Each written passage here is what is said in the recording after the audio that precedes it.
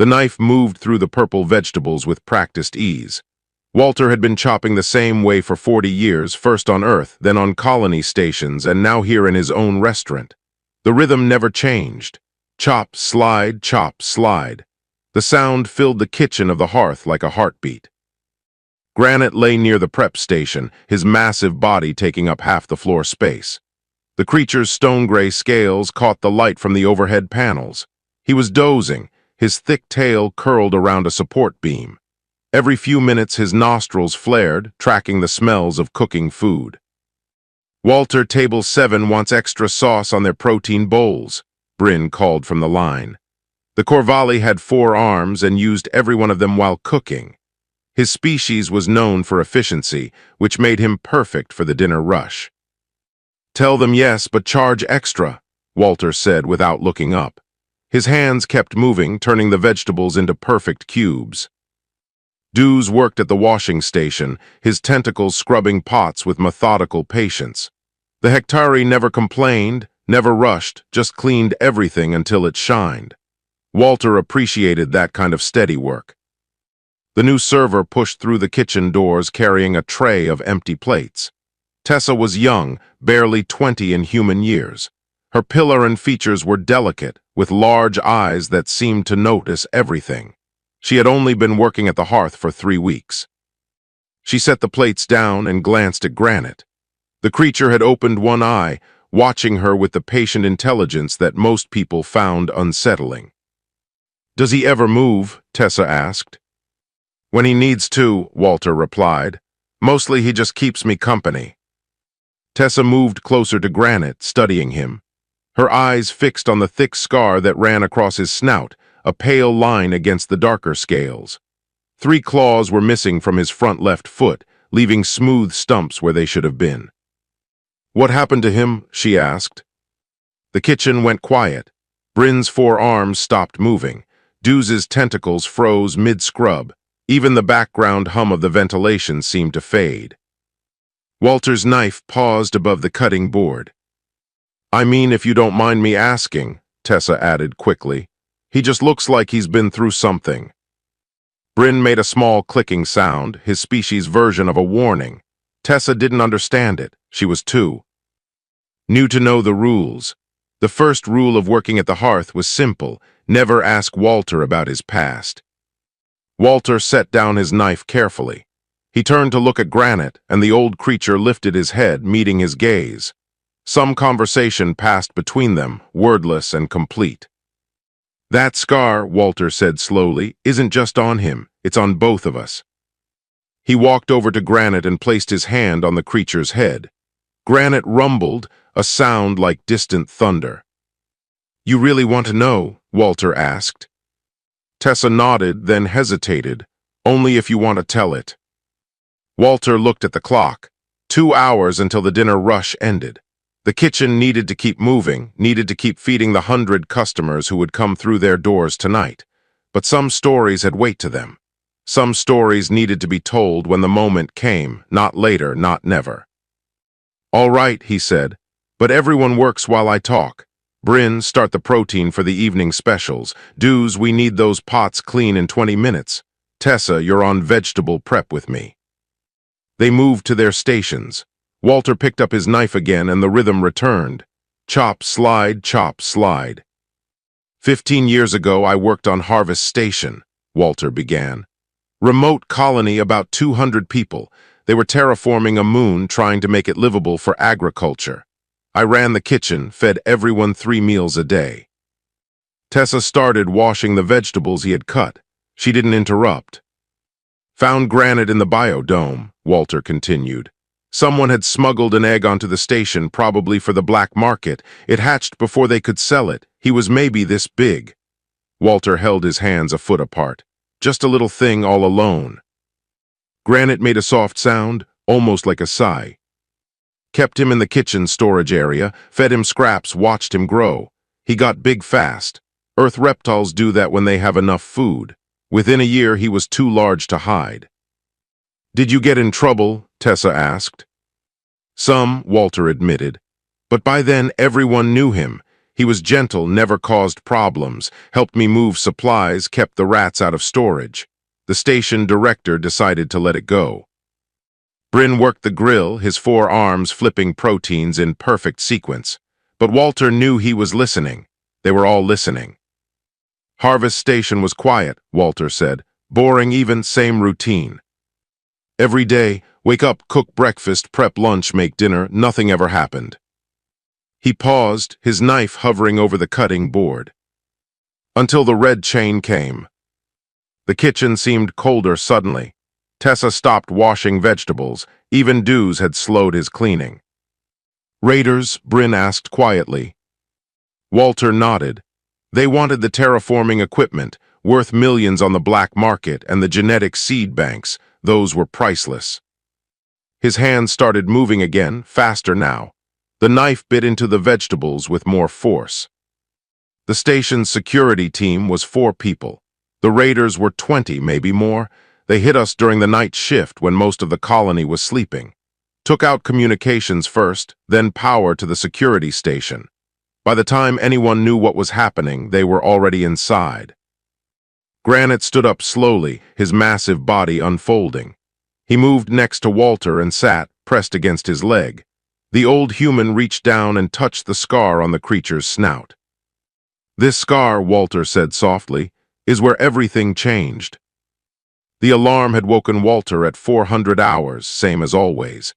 He remembered that morning clearly, even 15 years later. The kitchen had been dark except for the emergency lights. Harvest Station ran on minimal power during night cycles to save energy. Walter had started the coffee maker and begun pulling ingredients from storage.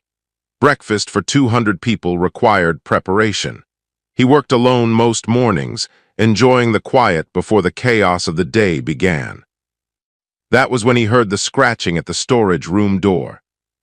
Granite had grown enormous by then, nearly 8 feet long from snout to tail. The biodome had given him plenty of space to roam during the day, but at night he always returned to the kitchen.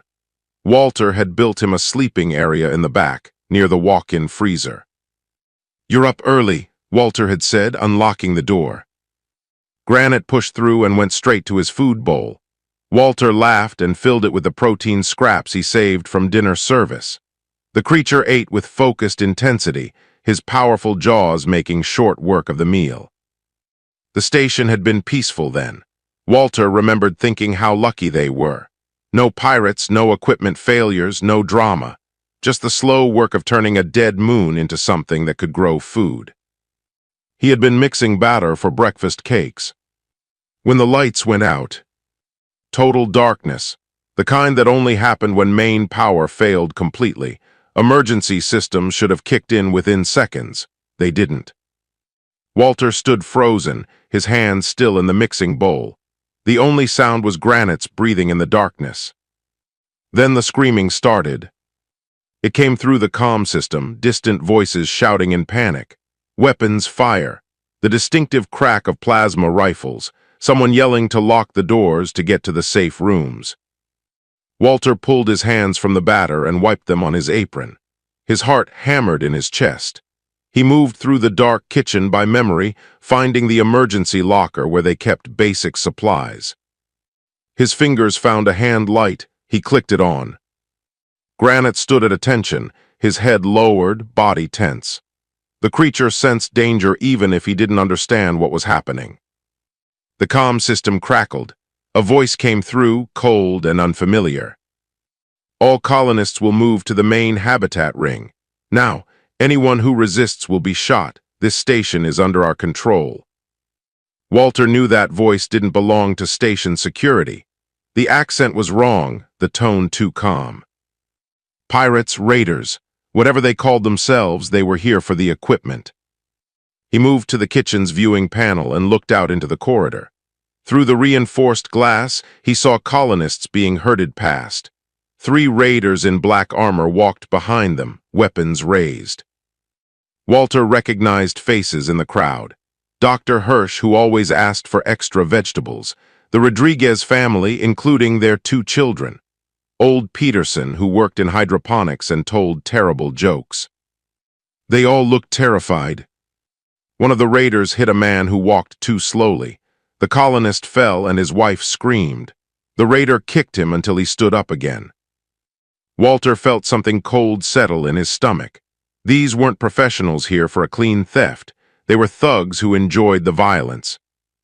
He backed away from the viewing panel and looked at Granite. The creature watched him with those intelligent eyes, waiting for direction. "We need to hide," Walter whispered. He led Granite deeper into the kitchen, past the storage areas to the service tunnels. Every station had them, narrow passages that let maintenance crews access the infrastructure without disturbing the main corridors.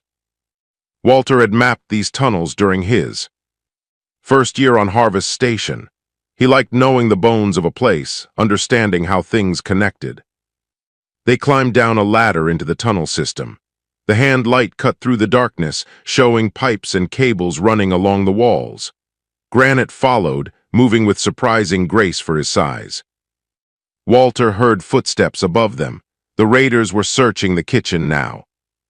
"Nothing here but cooking gear," a voice said. "Check the storage areas. Station manifest says they keep valuable chemicals for food processing." Walter kept moving through the tunnels. He knew where they led. The central hub, the biodome, the generator rooms. He could navigate the entire station without using the main corridors. But where could he go? The raiders controlled everything. The colonists were being held in the habitat ring. Communication was down. Even if he could get a message out, help wouldn't arrive for days. He stopped at an intersection and sat down against the cold metal wall. Granite pressed against him, offering warmth. Walter closed his eyes and tried to think. He was a cook, 55 years old, slightly overweight, with bad knees and worse eyesight. He had served in the military 40 years ago, but that was different. That was training exercises and peacetime duties. He had never actually fought anyone. The smart thing would be to hide until help arrived. Stay in the tunnels, keep quiet, wait for rescue. But he kept seeing Peterson getting kicked. The Rodriguez children crying. Dr. Hirsch's face pale with fear. 200 people, his people. He cooked for them every day, learned their preferences, heard their stories. They weren't just colonists, they were his community. Walter opened his eyes and looked at Granite. "I don't know if I can do this," he said quietly. Granite rumbled, a low sound that vibrated through the tunnel. Walter stood up. His knees protested, but he ignored them. He had spent years in this kitchen, mastering heat and timing and the chemistry of cooking. Fire, knives, pressure, temperature. A kitchen was full of dangers if you knew how to use them. Maybe a cook could be more than just a cook when he needed to be. He started moving through the tunnels again, but this time with purpose. He was heading back to the kitchen. Back to his tools. The kitchen was empty when Walter climbed back through the service hatch. The raiders had already searched it and moved. On, he could hear them in the distance, boots echoing through the corridors, shouting orders at terrified colonists. Walter moved quickly to his workstation and opened the lower cabinets. Inside were his knives, each one perfectly maintained. He selected 3, a chef's knife, a boning knife, and a small paring blade. The weight felt familiar in his hands. Granite watched from the shadows, understanding that something had changed in his human. Walter's mind worked through the problem like he was planning a dinner service. The raiders had numbers and weapons, but they didn't know the station. They were moving in predictable patterns, securing areas one section at a time. He could use that. First, he needed to create confusion, make them think they were facing organized resistance instead of one old cook and his pet. Walter went to the chemical storage and pulled out 3 containers. Cleaning solution, cooking oil, and industrial degreaser. Dangerous separately, potentially explosive when mixed incorrectly. He had memorized the safety protocols years ago. Now he was going to ignore every single one. He rigged a timer from the kitchen equipment, the kind used to remind him when bread was done baking. Simple technology, but reliable. He set it for 10 minutes and placed it next to his chemical mixture in the service tunnel junction. Then he and Granite moved through the tunnels, toward the power distribution center. They passed under the habitat ring. Walter could hear voices above, frightened conversations. The raiders had locked the colonists in the main meeting hall. At least they were all together, easier to protect if he could create the right opportunity. The power center was guarded. Walter watched through a grate as two raiders stood by the entrance, weapons ready. They looked bored, not expecting trouble. Walter checked his watch, 5 minutes until his timer went off. He used the time to move into position. There was a maintenance shaft that opened directly into the power center, designed for emergency repairs. He and Granite climbed down silently. The explosion, when it came, was smaller than Walter hoped, but louder than he expected. The boom echoed through the station's metal corridors like a gong. The two guards ran toward the sound, leaving the power center undefended. Walter emerged from the maintenance shaft and went to the main control panel. He didn't try to restore full power. That would alert the raiders immediately. Instead, he started cycling power on and off in random sections. Lights flickering, doors locking and unlocking, life support alarms triggering. Chaos. He heard shouting in the distance. The raiders were confused, splitting up to investigate different problems. Good. Walter and Granite slipped back into the tunnels and moved toward the next target. He had counted at least 20 raiders during their initial sweep. He needed to reduce those numbers. The first one he found was alone, investigating a flickering light panel in a side corridor. Walter came up behind him silently. Years of moving quietly in kitchens, trying not to wake the early sleepers, had taught him how to step without sound. The raider never heard him coming. Walter didn't let himself think about what he was doing. He just moved, the way he moved when filleting fish or breaking down meat. Quick, efficient, necessary. The raider dropped without making a sound. Walter took the man's communicator and weapon. He didn't know how to use the rifle properly, but the communicator would let him hear their conversations. He moved on, Granite following like a shadow. The second raider was investigating the chemical explosion site. Walter let Granite handle that one. The creature moved with terrifying speed when he wanted to, and the raider's scream was cut short. 2 down, 18 to go. But then Walter heard something on the communicator that made his blood freeze. Boss wants the equipment loaded in 30 minutes. After that, we start shooting hostages until someone tells us where the backup generators are. 30 minutes. Walter's careful plan of picking them off one by one wouldn't work. He didn't have time. He needed something bigger. The biodome was 3 levels up, a massive space where they grew supplemental crops and kept livestock. Walter had an idea, but it was insane. He ran through the tunnels with Granite at his heels, climbing ladders and squeezing through tight spaces. His lungs burned and his legs ached, but he didn't stop. The biodome entrance was locked. Walter used the stolen rifle to shoot out the control panel. Not subtle, but it worked. Inside, the biodome was dark except for the emergency growth lights. Trees from Earth stretched toward the curved ceiling. Crops grew in ordered rows.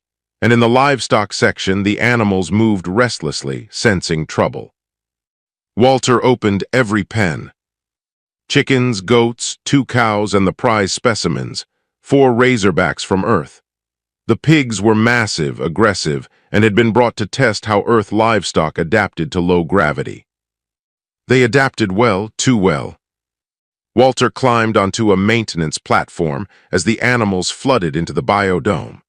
Then he opened the main doors leading to the corridor. The chaos was immediate and beautiful. Raiders found themselves facing confused chickens, angry goats, and 4 very territorial pigs who had been cooped up too long. The razorbacks were particularly enthusiastic about their freedom. Walter watched from above as 3 raiders ran past, chased by livestock. It would have been funny if the stakes weren't so high. But then he heard boots behind him. He turned to find 5 raiders on the platform, led by a woman with a scarred face and cold eyes. "Found the troublemaker," she said into her communicator. She looked at Walter with contempt. "You're the cook, aren't you? Saw your picture in the personnel files." Walter raised the stolen rifle, but he had never trained with weapons properly. His hands shook. The leader smiled. "Drop it, old man, unless you want your animal friend to die first." 3 rifles pointed at Granite. Walter lowered his weapon. The leader kept her rifle trained on Granite while her team surrounded Walter. She was calm, professional, and clearly the one in charge. Her armor had modifications the others lacked, and her weapon looked expensive. "You've caused us a lot of trouble, Cook," she said. "Cost me 2 crew members and about 15 minutes. That's coming out of your hide." Walter stood slowly, hands raised. His mind raced, looking for options. The platform was 30 feet above the biodome floor. Below, animals still ran wild through the crops. No way down except the ladder, and the raiders blocked that. Granite growled, a sound that vibrated through the metal platform. "Shut that thing up," the leader said, "or I'll do it permanently." Walter placed his hand on Granite's head. The creature quieted but remained tense, muscles coiled. "Smart," the leader said. "Now here's what's going to happen. You're going to come with us to the habitat ring. You're going to tell your colonist friends to cooperate. And if they don't, we start shooting people, starting with you." She gestured to 2 of her crew. "Bind him, kill the animal." "Wait," Walter said quickly. "I can help you." The leader raised an eyebrow. "Help us how?" "The backup generators," Walter lied. "I know where they are, not on the station manifest, but I helped install them. Take me and I'll show you." It was a gamble. The station didn't have secret backup generators, but raiders like this valued equipment, and the promise of more valuable salvage might buy him time. The leader studied him for a long moment. Then she lowered her rifle slightly. "You have 5 minutes to prove you're useful. After that, you and the lizard both die." She nodded to her crew. 2 of them grabbed Walter and pulled him toward the ladder. The other 2 kept their weapons on Granite. Walter caught Granite's eye as they dragged him away. He tried to communicate something, anything. "Stay calm, wait for the moment, trust me." He wasn't sure the creature understood. They descended the ladder, the raiders keeping close. Walter's mind worked frantically. He needed to get them away from Granite, needed to create separation. "The generators are in sublevel 3, Walter said, "near the water processing plant."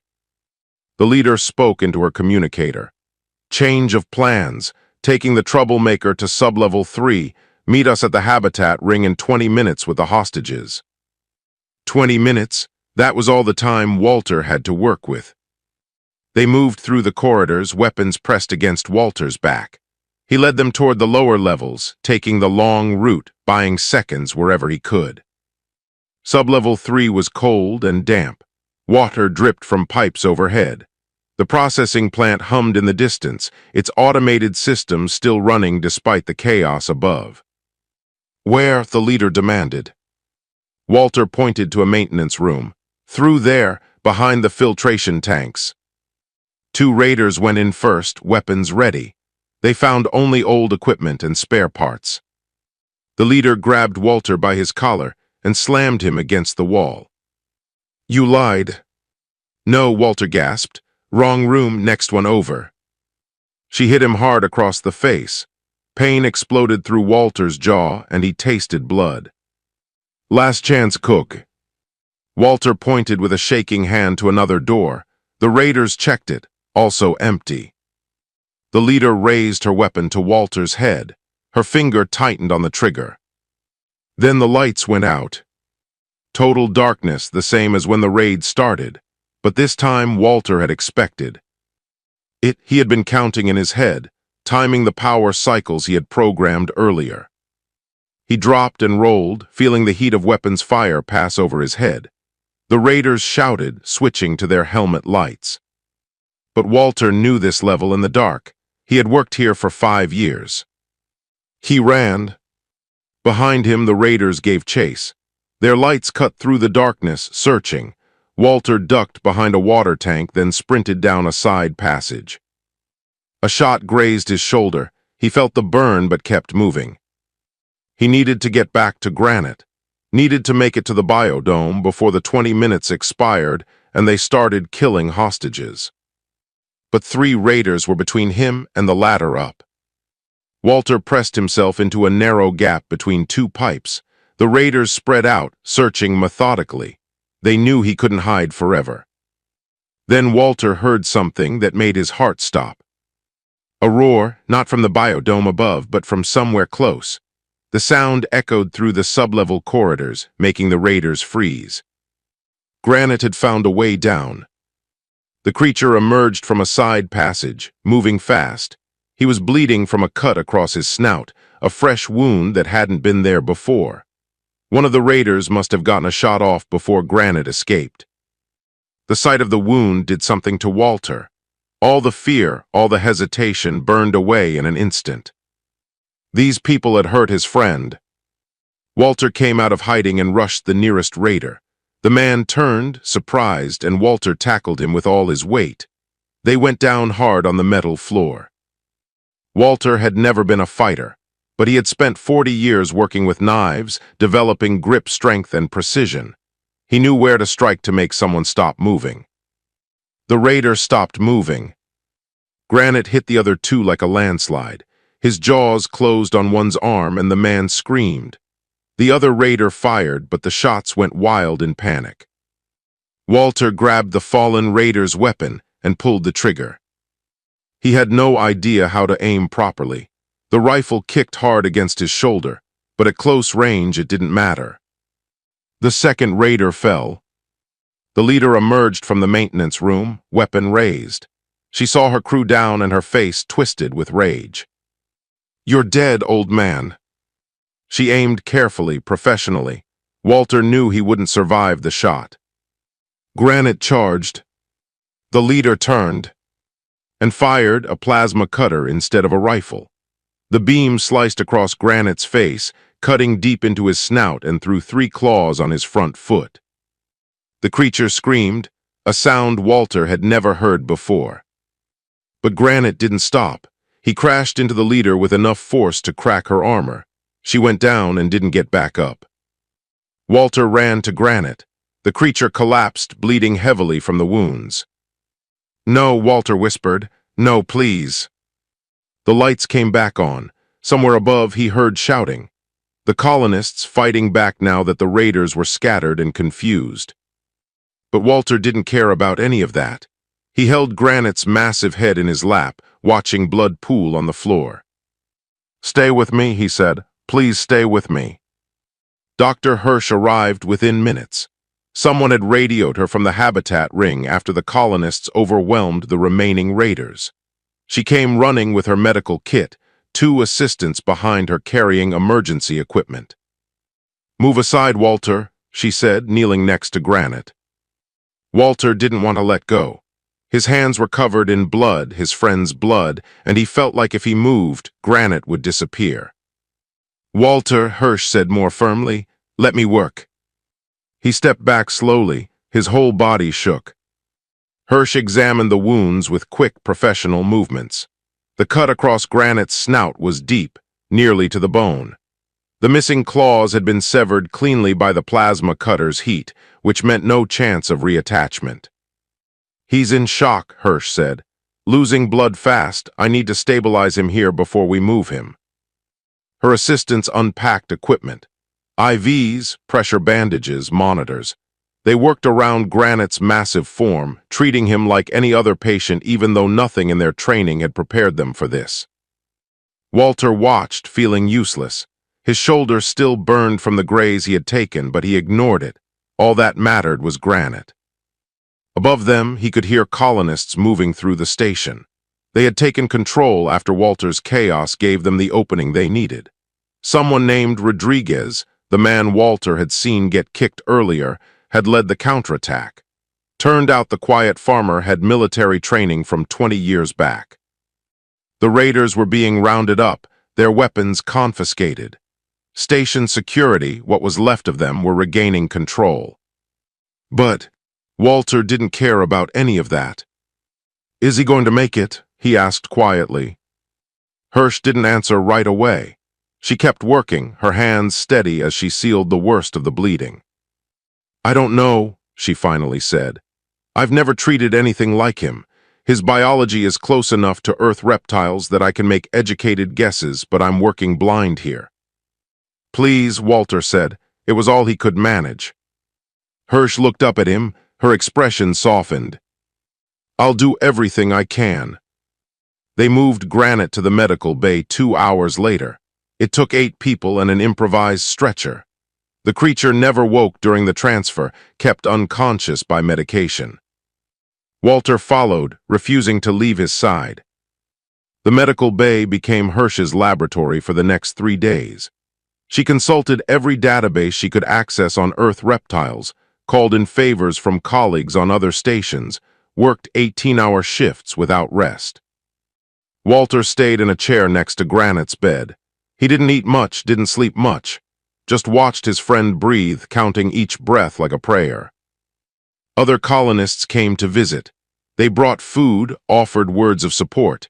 Many of them cried, not just for Granite, but for everything that had happened. 47 dead. The raiders had killed them during the initial assault, before Walter's chaos had given the colonists a chance to fight back. 47 people who would never eat another meal, never see another sunrise. Walter knew some of their names, remembered their favorite dishes, their complaints about the food, their jokes at breakfast. He had failed them. You saved 153 people, Rodriguez said during one visit. The farmer sat down next to Walter, his own arm in a sling from the fighting. That's what matters. 47 people died, Walter replied. They died before you did anything. The raiders killed them in the first 5 minutes. Rodriguez leaned forward. You stopped it from being 200. Walter didn't feel like a hero. He felt like a cook who had gotten lucky and lost a lot of people along the way. On the 4th day, Granite opened his eyes. The creature made a soft sound, confusion and pain mixed together. Walter was at his side immediately, hand on his head. I'm here, Walter said. You're safe. Granite tried to move, but Hirsch had restrained him gently with medical straps. He couldn't. Hurt himself by thrashing. The wounds are healing, Hirsch said. She looked exhausted but relieved. Better than I hoped. His biology has some remarkable regenerative properties. He'll live. Walter felt something break inside him. All the fear and tension of the past 4 days came out at once. He put his head down on the edge of the medical bed and sobbed. Granite rumbled, a weak sound but definitely concerned. His tail moved slightly, trying to reach Walter. He'll need time to recover, Hirsch continued. The scarring will be permanent, the claws won't grow back, he'll probably limp for the rest of his life. I don't care, Walter said through his tears. He's alive. The recovery took months. Granite had to learn to walk again with his damaged foot.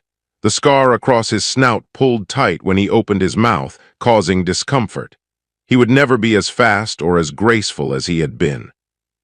But he was alive. Walter stayed with him through every day of recovery. They moved through the station together, slowly, taking their time. The colonists had voted to name Walter a station hero, but he refused the ceremony. He just wanted to be left alone with his friend. 6 months after the raid, a transport ship arrived to take survivors to a new colony. Most people chose to leave. Harvest Station held too many bad memories. Walter decided to leave too. He couldn't stay in the place where Granite had been hurt, couldn't walk past the sub-level corridor where the blood had pooled. They boarded the transport together. Granite moved carefully up the ramp, his limp pronounced but manageable. Someone asked Walter where he was going. Away, he said, somewhere quiet. He spent the next 15 years drifting from station to station, working in kitchens, keeping his head down, avoiding questions about his past. Granite stayed with him always, a reminder of what violence cost. Eventually, they found Way Station Meridian, found a small restaurant space for rent, started over. Started the hearth, and tried to forget. The kitchen was silent after Walter finished speaking. His hands had stopped moving during the last part of the story. The vegetables sat half-chopped on the cutting board, forgotten. Tessa had tears running down her face. She wiped them away quickly, embarrassed. "I'm so sorry," she said. "I shouldn't have asked." Walter looked at her, then at Bryn and Dews. They were all watching him with different expressions: sadness, respect, understanding. "Don't be sorry," Walter said quietly. "You asked about a scar and learned something true. That's worth more than staying comfortable." He picked up his knife again and resumed chopping. The rhythm returned, steady and familiar. Chop, slide, chop, slide. Bryn returned to the grill, his four arms working in practice sequence. But he moved differently now, more carefully, like he was cooking for someone he respected instead of just doing a job. Dew spoke for the first time in the conversation. His voice was soft, thoughtful. "You protected them, the colonists. You did what you could." "I did what I had to," Walter corrected. "There's a difference."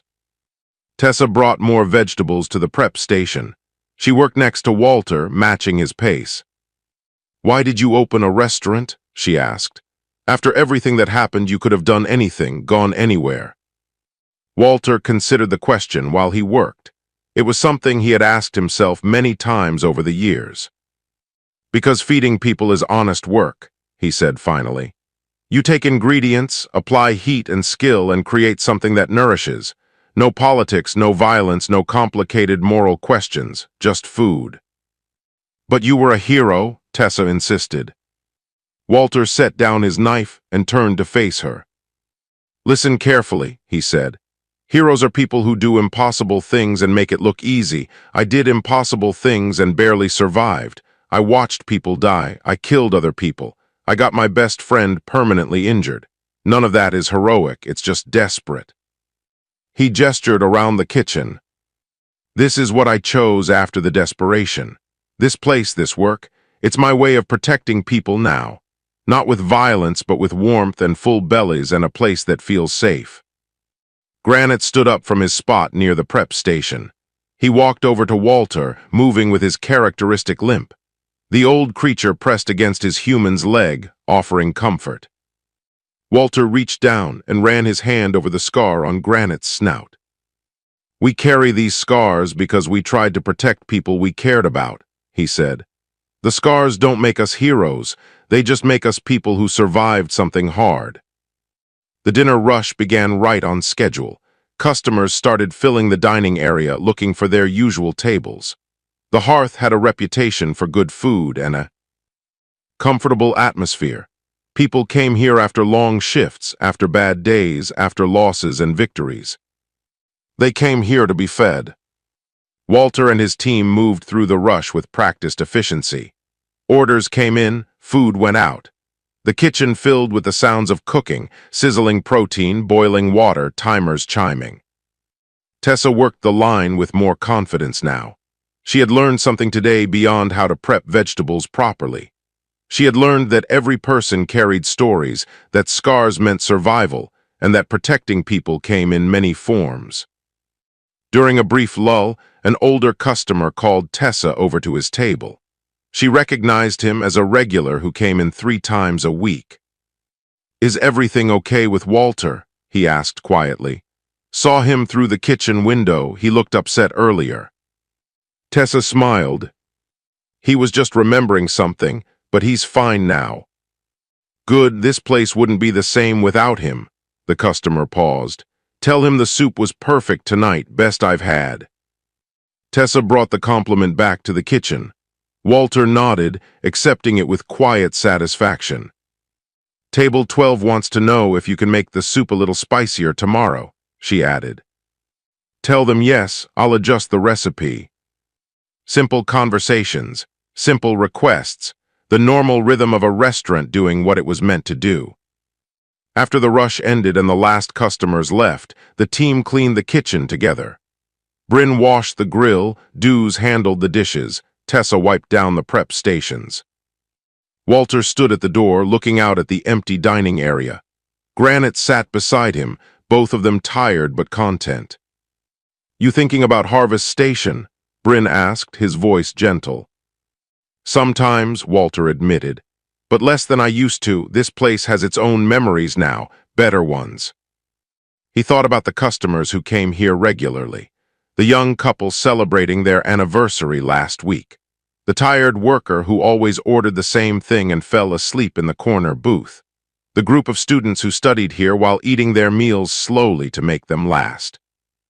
All of them were people he fed, people he protected in his own way. Tessa came over, drying her hands on her apron. "Can I ask you one more question?" she said. Walter braced himself, expecting something about the raid or the violence or the guilt. "What's your favorite thing to cook?" she asked instead.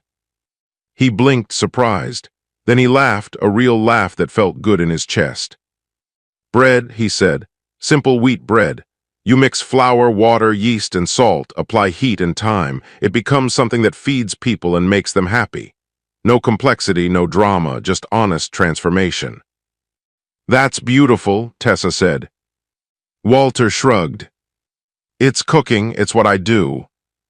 They finished cleaning and locked up the hearth for the night. Walter and Granite walked through the station together, heading back to their small apartment. Other people passed them in the corridors, some nodding hello, others too busy to notice. Nobody knew that the old cook with the scarred creature had once fought raiders and saved a colony. Walter preferred it that way.